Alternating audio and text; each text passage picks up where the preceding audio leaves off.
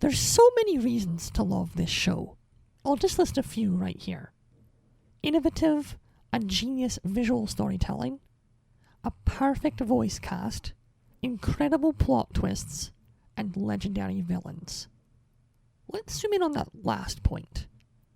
Megabyte and Hexadecimal, two of the greatest, most immaculately crafted villains ever.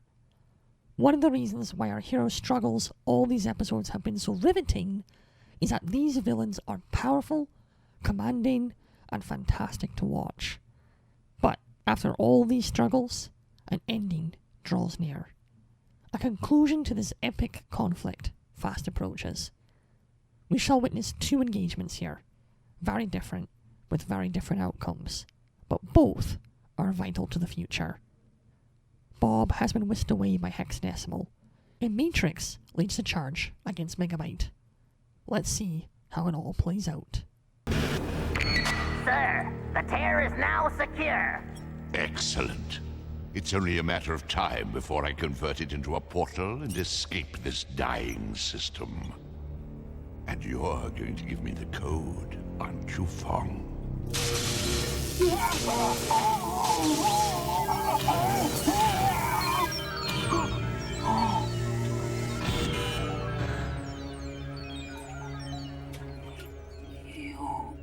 will never win, Iris. Really? And just who will stop me? Bob? Or Miss Matrix's pathetic band of rebels?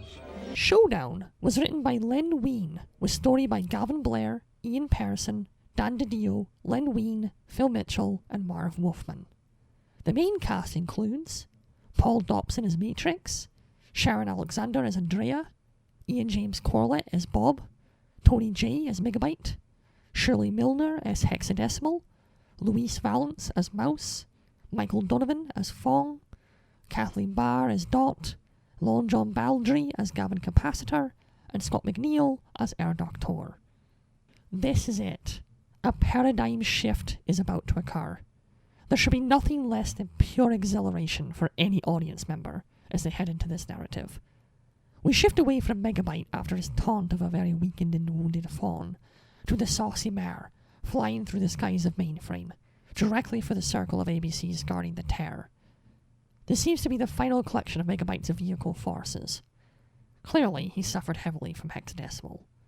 The squadron commander sees the pirate ship coming towards them, which seems strangely deserted, I might add, and laughs, convinced they're running a suicide mission. Well, he might be onto something.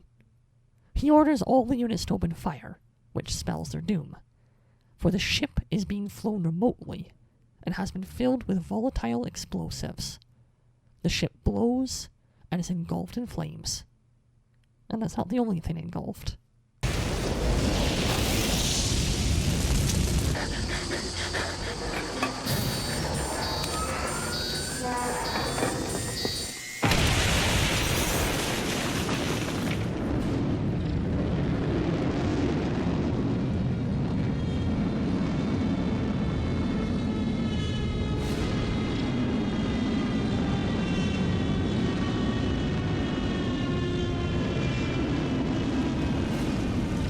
It's an amazing triumph. On one hand, they've wiped out the last of Megabyte's aerial forces. Whatever he has left is in the principal office, and on foot. On the other hand, of course, the saucy mare is destroyed. Capacitor stands nearby with Andrea, as well as Christopher and Andrew, as they watch the ship fall into the seas and sink. The captain mourns the ship, but Andrea reminds him that they've given the people of Mainframe a real fighting chance.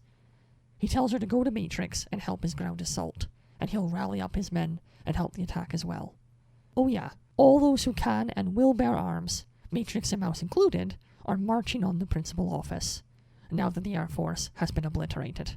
They punch holes in the viral defenses and begin to rush in, while Bob deals with being in Hex's lair. And despite his newfound glitch powers, Hex is still Hex, and he finds himself at her mercy. But the attack has to happen, regardless.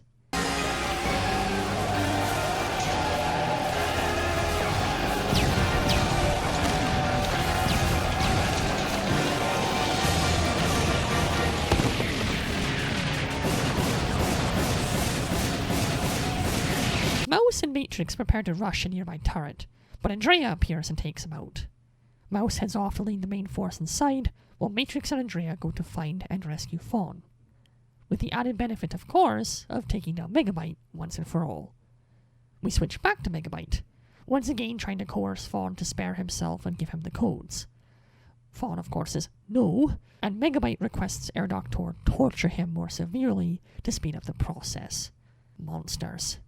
Meanwhile, as Matrix and Andrea proceed through the principal office, they find doors marked with Megabyte's emblem. His ego is still very much intact. Matrix tells Andrea he needs to do this alone, and in a moment that mirrors the trust we saw in the episode with no name, she lets him go and gives him a kiss. He heads in and finds Fawn.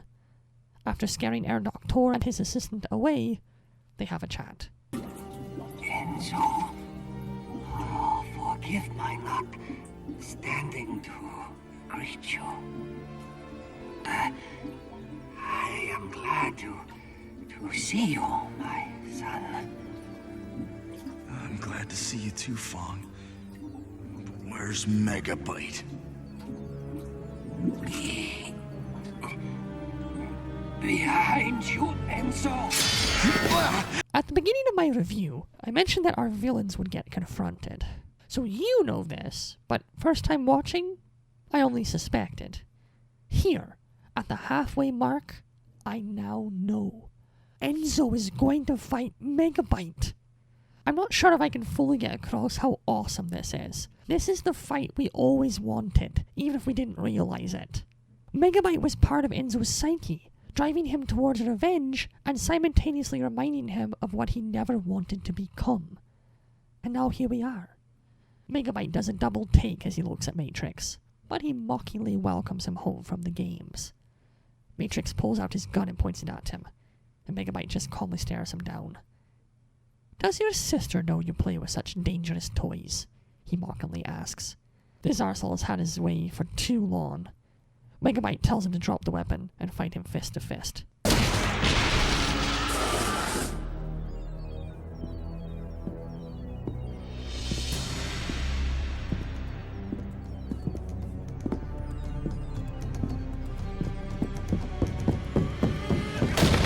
Matrix pummels him for a while, but Megabyte reminds Matrix that he has supernatural strength. He catches one of his punches, crushes his hand, and takes a swipe at him with his claws. Matrix gets out of the way, but he's cornered now. Cue Andrea, who from across the hall hurls her trident at the duo. Matrix grabs it and gets back in the fray, now having something sharp and pointy to match Megabyte's claws. Meanwhile, unfortunately, the last of the portal codes are extracted from Fawn. Megabyte has his ticket out of here. If he can get past Matrix, of course.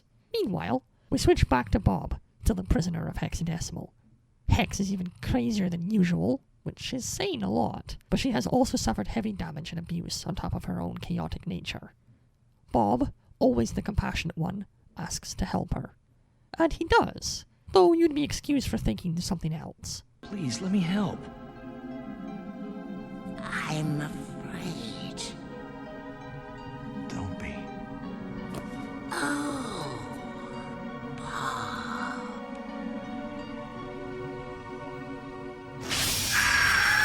We scene shift seamlessly back to our fight between Matrix and Megabyte. Megabyte now has his portal ready. All he has to do is reach the roof and convert the tear. So now he's fighting a running battle with Matrix. The camera pans in slowly, so at first we just hear the engagement. Then we see it.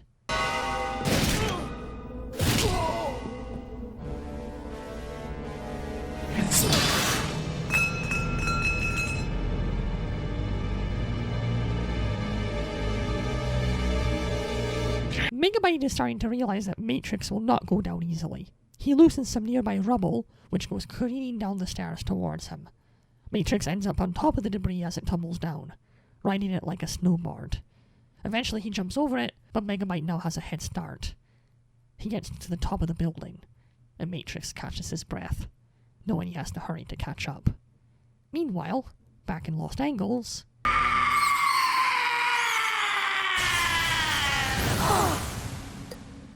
My mask! My face!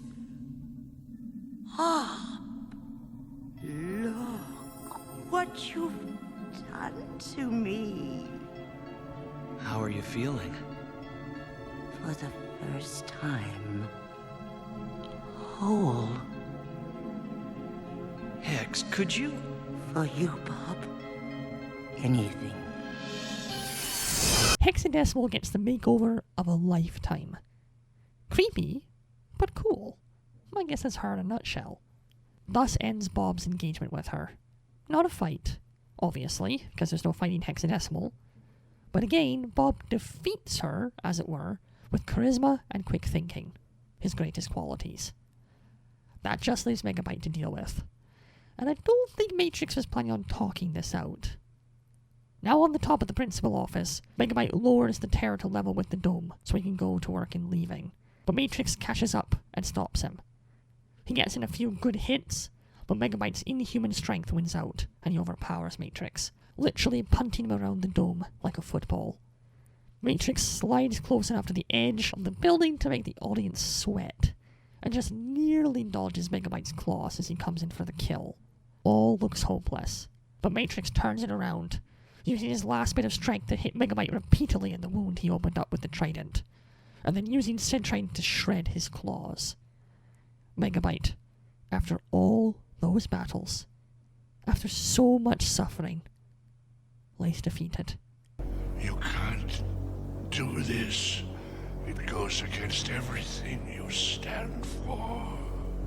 You took away my life, destroyed my home, caused nothing but pain and suffering to everyone I held dear.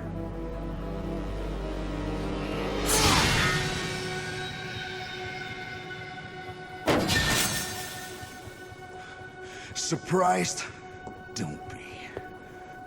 You're not worth it. So Matrix spares him, showing him and us that he is a true hero, and better than the monster he set out to defeat. Matrix tells him to remember this humiliation, and remember that he can never win. And when Matrix begins to loosen his grip, Megabyte slips out from under him, and drops down onto a support beam below. He weakly taunts Matrix again, telling him to remember how he left him with a dying system. Before either him or Andrea, who is caught up, can act, Megabyte converts the Terra into a portal to the net, and stumbles towards it.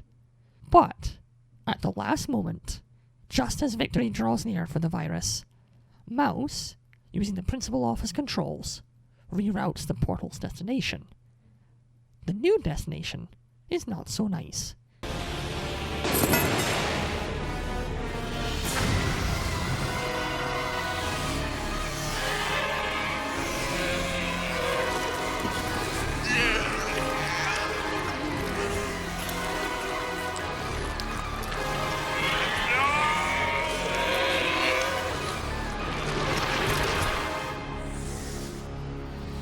Thus ends the terror of Megabyte, meeting the same fate he dealt out to Bob back in Season 2. His greed and ambitions driving him to utter and total defeat. Matrix and Andrea stand on the edge of the building, weary but victorious. Bob suddenly appears from Hex's lair, and Ray Tracer uses the web portal to enter mainframe just before it closes. But this happy reunion is interrupted, as mainframe starts to crash. There comes a few scattered tales that really need no recommendation. They speak for themselves. I feel very little need to justify the quality of this story, because it is simply a masterpiece. It's so inarguably satisfying. The destruction of the viral forces, restoration of Hexadecimal into something new and perhaps more benign, the final defeat and exile of Megabyte, these elements come at the audience in a thrilling and compelling way. And as you absorb these awesome moments, it gives the chance to realize that they were always building to this. Of course this moment would be satisfying. This is a masterful series that understands the story it wants to tell. Enzo's heroic act of not killing Megabyte ended his personal arc of wondering if he was beyond redemption. And the ironic punishment dealt to our villain was pure poetry. Of course this story was amazing. It's a reboot. This episode sends a shiver of excitement down my spine, even after all these years. I love it. So of course, it's a perfect score of 3 fedoras. Can you say best episode?